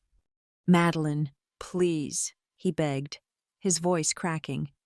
"That project is my future. It is everything." "And you were willing to sacrifice my future for it," I reminded him. Just then, Miles and Cynthia burst through the curtains, followed by the rest of the Weatherby clan. Miles looked like he had aged 10 years in the last 10 minutes. He was sweating profusely, his expensive cologne turning sour on his skin. "Madeline!" Miles boomed, though the bluster was gone, replaced by a frantic, wheedling tone. "We need to be rational. We are all emotional. It is Christmas. Let us not make rash decisions that hurt the family portfolio." "The family portfolio?" I asked. "I thought we established that I am not family. Miles, I am the dead weight, remember?" "I was drunk." Miles waved his hand dismissively. "It was locker room talk. But listen, I was thinking, my firm, Weatherby Holdings, we have been looking for a strategic partner, a silent partner. If you have this kind of capital structure behind you, We could merge interests. My headquarters tower downtown. It is the jewel of the skyline. We could leverage that. I looked at Mr. Halden. He was already scrolling. The Weatherby Tower, Halden read from the screen. Located at 400 Main Street, 20 stories, Class A office space. Exactly, Miles beamed, looking around at his relatives as if he had just saved the day. I own that building. It is a fortress. We can— Correction, Halden interrupted, his voice cutting like a guillotine. You own the branding rights to the building. Mr. Weatherby, you do not own the building. Miles froze. His smile twitched. Well, through a holding company, obviously. No, Halden said, reading the data with forensic precision. The deed to 400 Main Street is held by Kerr Commercial Real Estate. You sold the building in 2008 to raise liquidity during the crash, and you entered into a 20-year leaseback agreement. The hallway went silent. The cousins looked at Miles with shock.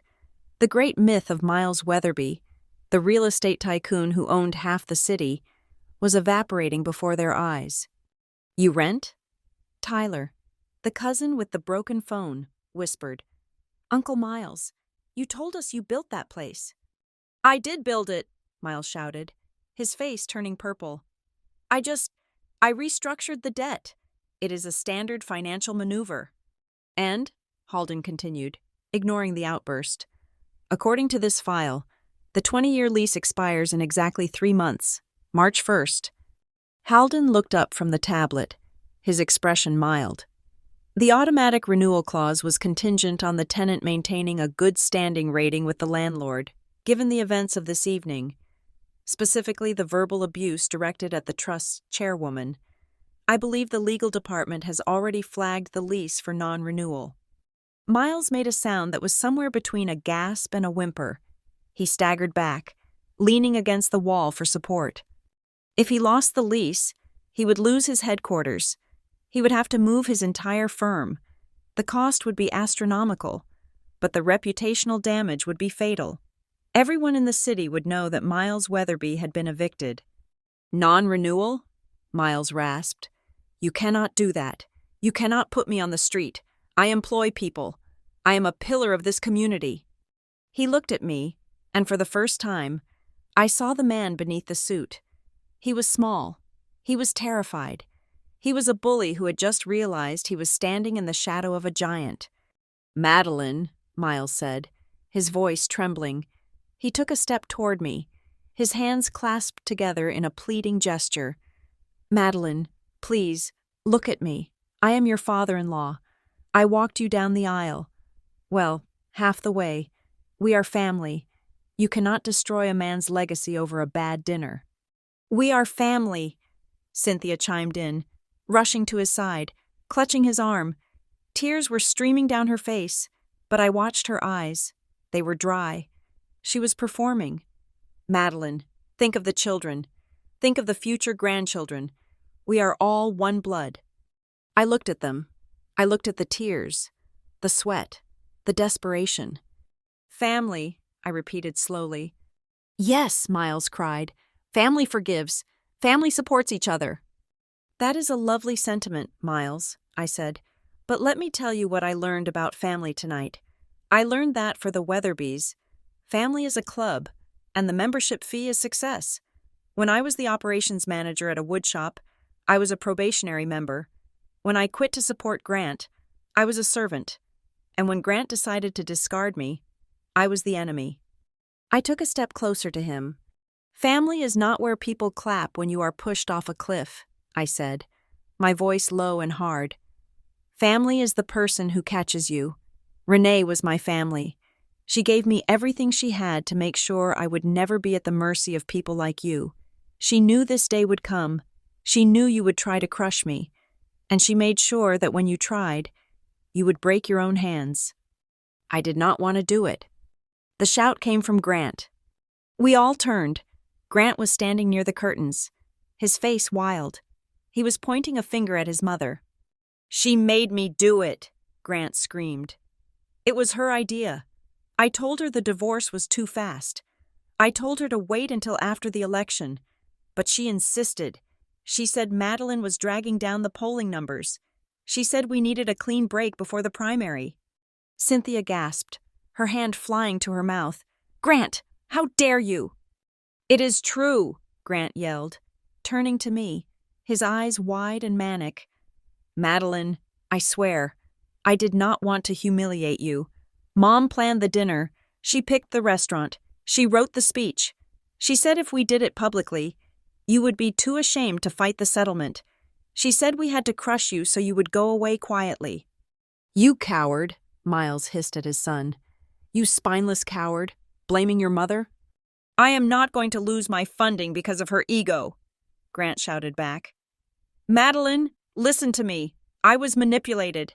I am a victim here too." I watched them turn on each other. It was like watching a pack of wolves that had run out of prey and started eating their own. The veneer of the perfect Weatherby family had completely shattered. There was no loyalty. There was no love. There was only fear and greed. The cousins and aunts and uncles who had gathered in the hallway were backing away. I saw Tyler deleting videos from his phone. I saw Grant's sister pretending to text, inching toward the exit. The ones who had laughed the loudest were now the quietest. They were terrified that I would remember their faces. They were terrified that their gym memberships, their yacht club spots, their office leases might be next. It was a character test, just as Renee had intended. She hadn't given me the money to make me happy. She had given me the money to reveal the truth. She knew that money acts like a solvent. It strips away the varnish of politeness and shows you exactly what people are made of. And looking at the Weatherbys, Grant betraying his mother, Miles begging for his lease, Cynthia faking tears, I saw the truth. They were rot. They were termite-ridden wood painted over with gold leaf. "Mr. Halden," I said, turning my back on the squabbling family. "Yes, Ms. Kerr?" "I believe I have seen enough," I said. "Please inform the legal department to proceed with the lease review for Weatherby Holdings, strictly by the book. If they have violated any terms, including the Code of Conduct clause regarding respect for the property owner, I want the eviction notice prepared by morning." "Madeline, no," Miles screamed. "You cannot." "And regarding the auto lounge land," I continued, ignoring him, "place a freeze on that asset. I want an environmental impact study done. A long one. Maybe 5 years. 5 years? Grant whispered. "That kills the project." "I know," I said. I looked at Grant one last time. "You wanted to be free, Grant," I said. "You wanted to be unburdened by a wife who didn't fit your brand. Well, you are free. You have no wife. You have no funding. And very soon, your father will have no office. You are a self-made man now.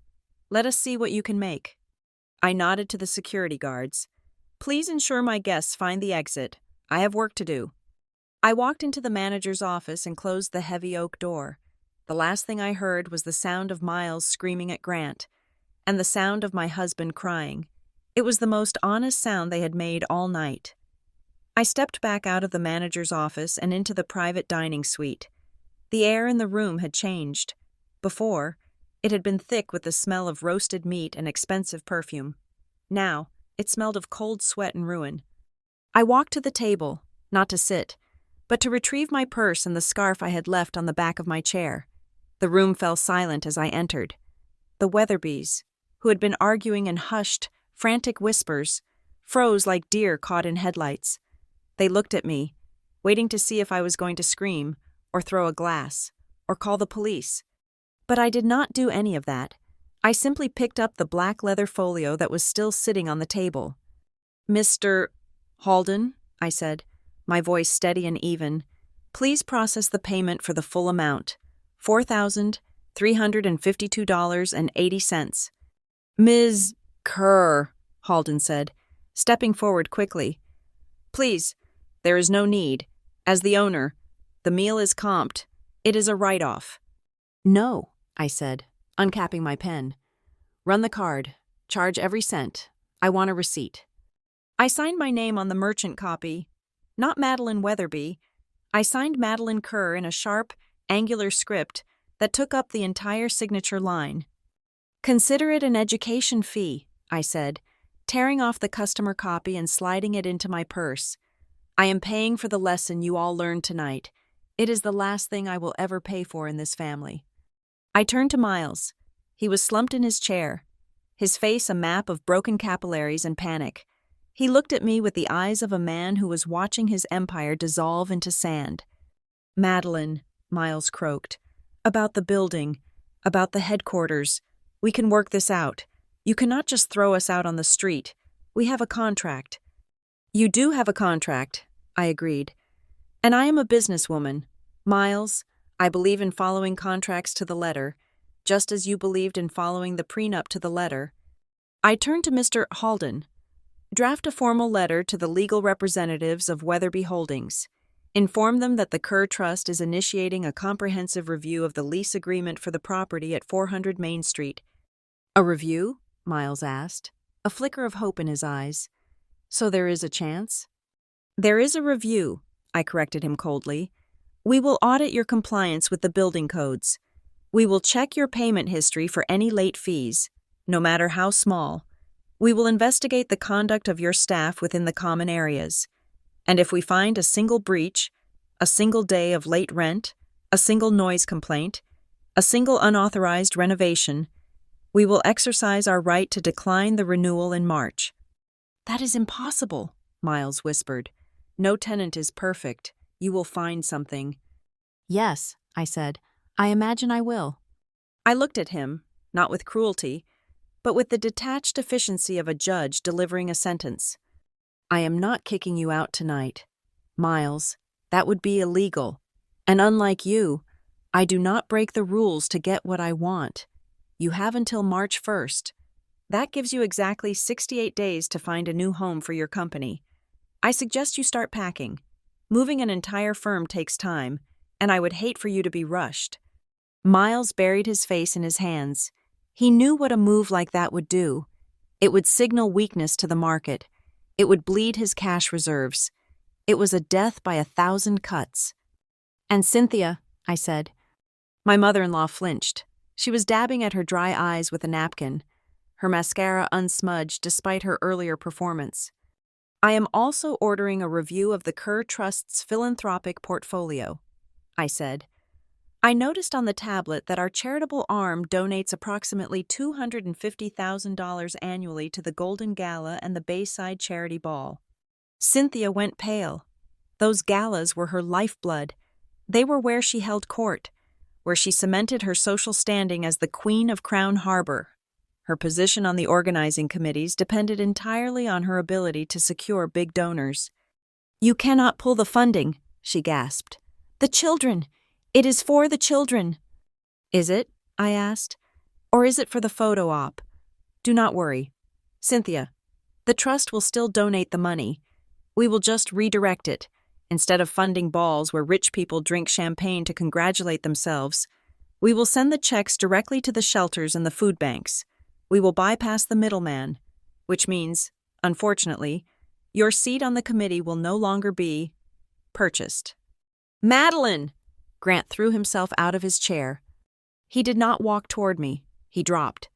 He fell to his knees on the parquet floor, right there between the table and the door. He ignored the gasps of his cousins. He ignored the frantic, "Get up!" from his father. He crawled forward on his knees until he was at my feet, grabbing the hem of my coat. "Madeline, stop," he begged, tears streaming down his face. "Please, you are destroying us. I am sorry. Okay? I am sorry. I take it back. I withdraw the petition. Look at me." He looked up, his face red and splotchy. "I love you. I have always loved you. I was confused. I was stressed. But we can fix this. You are my wife. We are a team. Imagine what we can do together now. With your capital and my connections, we could rule this city. Baby, please, do not throw away 3 years of marriage over one fight." I looked down at him. I looked at the man who, hours ago, had checked his watch while he waited for the right moment to destroy me. "Stand up, Grant," I said. "You are embarrassing yourself." "I will not stand up until you forgive me," he sobbed, clutching my coat tighter. "I am withdrawing the divorce. I am ripping up the papers right now." He reached for the envelope on the table, tearing at the paper with frantic, clumsy hands. "It does not matter if you rip them up," I said, "because I have already accepted them." Grant froze, the torn paper fluttering to the floor. "What?" "You signed those papers, Grant," I said softly. "You put your name on the line. You declared under penalty of perjury that our marriage was irretrievably broken because I was a liability to your image." "I didn't mean it." "You meant it when you thought I was poor," I said. The words hung in the air, heavy and absolute. "You meant it when I was the girl from the woodshop," I continued. "You meant it when you thought I had nowhere to go. You only want to withdraw it now because you realized I am the one holding the checkbook. You do not love me, Grant. You love the access I can give you." I pulled my coat from his grip and stepped back. "I will not be married to a man who measures his love by the net worth of his partner. My attorney will be in touch tomorrow to finalize the proceedings. We will use your draft. I will not ask for alimony. I will not ask for half of your assets. I just want my name back."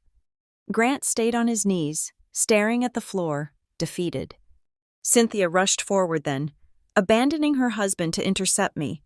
She grabbed my arm, her nails digging into the fabric of my coat.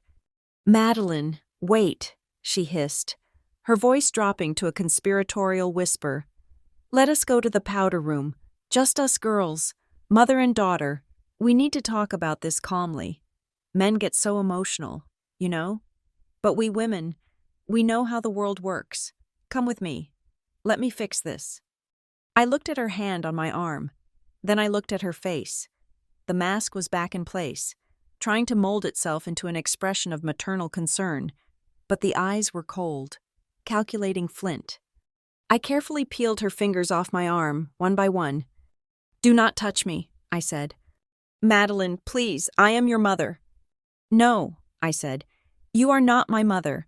My mother died when I was 4, and the woman who raised me, the woman who taught me what dignity looks like, died 2 years ago." I straightened my spine, towering over her in her expensive heels. "And do not call me daughter," I said. "My name is Ms. Kerr, or if you prefer, you can address me as your landlord, but never, ever call me family again. Goodbye, Cynthia." She recoiled as if I had slapped her. I had never called her by her first name. I had always dutifully called her Mother Weatherby, or Mom. By using her name, I had stripped away the title she used to control me. I had reduced her to just another tenant. I turned to leave, but a movement caught my eye. Tyler. The cousin was huddled in the corner, his phone back in his hand. He wasn't live streaming anymore, but he was holding the device like a shield. "Hey!" Grant's sister shouted, pointing at Tyler. "He filmed it! He filmed the whole thing! Madeline, make him delete it. If that gets out, we are ruined." "Delete it!" Miles roared, stumbling up from his chair. "Give me that phone." Tyler looked terrified, his thumb hovering over the screen. "Stop," I said. Everyone froze. I looked at Tyler. "Do not delete it." "What?" Tyler stammered. But Uncle Miles said—" "I do not care what Uncle Miles said," I replied. "Keep the video, post it, or don't. It makes no difference to me." "Are you crazy?" Grant screamed from the floor. "That video shows me begging. It shows my father crying. It destroys our brand." "Exactly," I said. I looked at the Weatherbys one last time. They were a tableau of wreckage. Grant on his knees, Miles clutching his chest, Cynthia staring blankly at the wall. "You spent all night trying to expose me," I said. "You wanted the world to see the real Madeline. Well, I am returning the favor. Let the world see the real Weatherbys. Let them see how you treat people when you think no one is powerful enough to stop you." I walked to the door. Mr. Halden hurried to open it for me, bowing low as I passed. "I will have the car brought around to the front. Ms. Kerr," Halden murmured. "Thank you. Mr. Halden," I said. "And please, ensure the staff gets a generous bonus tonight. Put it on my personal account. They had to deal with a very difficult party." "Of course, Ms. Kerr." I walked out into the cool night air of the corridor. Behind me, the private dining room was silent. There was no more laughter. There were no more toasts. There was only the heavy, suffocating silence of people who had just realized that the ground beneath their feet belonged to someone else. I didn't slam the door. I didn't need to. The sound of my signature on the receipt had been loud enough. Mr. Halden cleared his throat just as my hand touched the brass handle of the exit door. It was a polite sound, but it carried enough weight to stop me in my tracks. "Ms. Kerr," he said softly, stepping forward with one final leather folder tucked under his arm. "There is one last item in the protocol. It is the addendum to the trust activation. I believe your aunt intended for you to read this specific clause in the presence of the opposing party." I turned back. The Weatherbys were still frozen in their tableau of misery. Grant was still on the floor, looking like a man who had been pushed off a cliff and was waiting to hit the bottom. Miles was slumped in his chair, breathing heavily, while Cynthia stared at the tablecloth as if she could will it to swallow her whole. "What clause?" I asked. Halden opened the folder and handed me a document. The paper was old, the typewriter ink slightly faded. I recognized the date at the top. It was written 3 weeks before Renee died. "The Moral Conduct and Dignity Clause," Halden read aloud, his voice projecting clearly to the back of the room. "It states that the Kerr Hospitality Trust reserves the right to trigger an immediate, hostile audit and personnel restructuring of any tenant, partner, or beneficiary who is proven to have engaged in the public humiliation, degradation, or collective bullying of the Trust's primary beneficiary." I looked at the words. Renee had not just given me a sword. She had given me a shield. She knew I would not use the money for vanity. She knew I would only use the card if I was being crushed. And she had written a rule into the very DNA of her fortune that said, "If they hurt you, they lose the right to do business with us." "This means," Halden continued, looking directly at Miles, "that the non-renewal of your lease is not just a business decision, Mr. Weatherby, it is a mandatory enforcement of the Trust's bylaws. Ms. Kerr does not even have to choose to evict you. The bylaws demand it. Your behavior tonight, the insults, the mockery, the live streaming, has legally disqualified Weatherby Holdings from occupying Kerr property." Miles let out a sound that was half sob, half groan. "She planned it," he whispered. "That old witch planned it from the grave." "She protected her own," I corrected him. "Something you know nothing about." I looked at the document, and a sense of profound peace settled over me. This was not just revenge. This was a recalibration of the universe. It was justice. "Mr. Halden," I said, "before I leave, I have one request." "Anything, Ms. Kerr?" "Please invite the staff in," I said. "All of them. The servers, the bussers, the sommelier, everyone who was working this section tonight." "Madeline, what are you doing?" Grant whimpered from the floor. "Please, no more. Do not bring more people in here to see this." I ignored him. A moment later, the velvet curtains parted. James walked in, followed by 4 other staff members. They looked nervous, their eyes darting between the crying Weatherbys and me standing tall by the door. They were used to being invisible. They were used to rich people looking right through them. "Line up, please," I said gently. They stood in a row near the buffet table. I walked over to them. I looked at James, whose hands were still trembling slightly. I looked at the young woman who had cleared the appetizer plates while Cynthia made fun of my dress. "I want to thank you," I said, my voice clear and warm. "I know tonight was difficult. I know you had to stand there and listen to these people insult me. I know you had to serve wine to men who treat you like furniture." I turned to point at the Weatherbys. "These people think that worth is determined by a bank account," I continued. "They think that because they wear silk and drink aged scotch, they are better than you. But tonight, I saw who the real people of quality were in this room." I looked back at James. "You held the door for me when I walked in," I said. "You poured my water with respect, even when my husband was laughing at me. You kept your dignity while they lost theirs. You are the only gentleman in this room." James. James blushed, a tear slipping down his cheek. Thank you, ma'am. Mr. Halden, I said, please ensure that every member of the staff standing here receives a bonus equal to 3 months of their salary. Process it tomorrow. Yes, Miss Kerr. Now, I said, turning back to the table, I have one final piece of business. I walked over to where the divorce papers were still scattered on the floor next to Grant. I knelt down, not in submission, but with the grace of someone attending to a chore, and gathered them up. I placed them on the table, smoothing out the wrinkles. Grant, I said. He scrambled up to his knees, his eyes wide with a desperate, pathetic hope. Madeline, are you reconsidering? Did you see? I didn't say anything just now. I was quiet. I can change. We can fix this. I picked up the heavy fountain pen that Miles had used to sign the check for the wine earlier. You wanted a divorce because I made you lose face, I said, looking down at him. You wrote in this document that I was damaging your brand. You wanted to cut me loose so you could fly higher. I was wrong, Grant cried. I was an idiot. You are the brand. You are the power.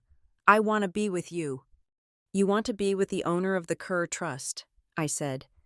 You do not want to be with Madeline. I uncapped the pen. Tonight, you learned what it really means to lose face. Grant, it is not about money. It is not about polling numbers. It is about the moment you look in the mirror and realize you are a small, cruel man who threw away the only person who actually loved you. Madeline, do not sign that, Cynthia screamed, lunging forward. Think about the assets. If you sign that, you sever the legal tie. You lose the leverage to control him. I do not want to control him, I said calmly. I just want to be rid of him. I pressed the nib of the pen to the paper. In the silence of the room, the scratching of the pen sounded loud and final. I signed my name, not with a flourish, not with anger, but with a steady, practiced hand. Madeline Kerr. I dated it December 24th. I capped the pen and tossed it onto the table. It rolled and hit the wine glass, a sharp clink that signaled the end. There, I said. It is done. You have exactly what you wanted for Christmas. Grant, you are a single man. You are free from the embarrassment of your wife. Grant stared at the signature. He looked as if I had just signed his death warrant. But, he stammered, his voice hollow, but you have everything. You have the money. You have the buildings. You have the power. Why would you leave? You won. I looked at him, and I felt a lightness in my chest that I hadn't felt in 3 years. No, Grant, I said. I did not just get the money. I picked up my purse. I slipped the black titanium card inside, right next to the picture of Aunt Renee I kept in the lining. I just got myself back, I said. I turned my back on him. I walked past Cynthia, who was weeping into her hands. I walked past Miles, who was staring at the wall, muttering about lease agreements. I walked past the cousins who were too afraid to make eye contact. I reached the door and paused. I looked back at the room one last time. It was a scene of absolute devastation, brought about not by a bomb, but by the weight of their own choices. Giants do not care what ants think of them, I said. And tonight, I realized I have been spending too much time looking down. I looked at each of them. Christmas is the season of giving, I said softly. Usually, people give gifts, but tonight, I gave you the only thing you truly deserve. I held the door handle. I gave you consequences. I stepped out into the hallway. Mr. Halden, I said, close the door. With pleasure, Miss Kerr. Mr. Halden pulled the heavy oak doors shut. The latch clicked. The sound of Cynthia's wailing was cut off instantly. The sound of Miles's panic was silenced. I stood in the hallway of the restaurant I owned, in the city I now controlled. I took a deep breath. The air smelled of pine and snow and freedom. I buttoned my coat and walked toward the exit, my heels clicking a steady rhythm on the floor. I didn't look back. I didn't need to. The laughter that had started the evening was gone, replaced by a silence that belonged entirely to me. Thank you so much for listening to this story.